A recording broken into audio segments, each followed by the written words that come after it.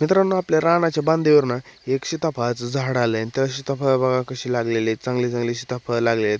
अजून छोटे छोटे आहेत, पण हे पावसाळ्यात सीताफळ आपल्याला खायला भेटतील, पिकतील त्यावेळेस. चला थोडं रानात जाऊ. रानात आपली गुरं बांधलेली आहेत, तर त्यांना पाणी पाजायचं. आता 10-11 वाजले, त्यांना पाणी पाजून सावलीला बांधायचं.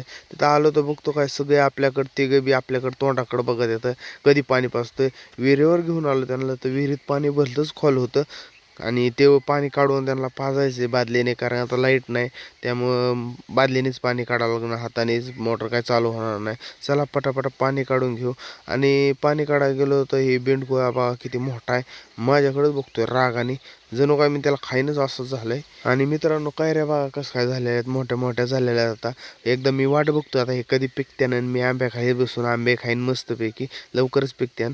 आणि तेवढं करून आपण रानात आलोय, कारण की रानात जे आहे ते आपल्याला या भेंडीला पाणी द्यायचं. तर कॉक वगैरे फिरवायला आणि दारे लावायला, म्हणजे पाणी लावून ठेवायला आधीच आलोय, कारण की रात्रीच्याला मोटर चालू करायची.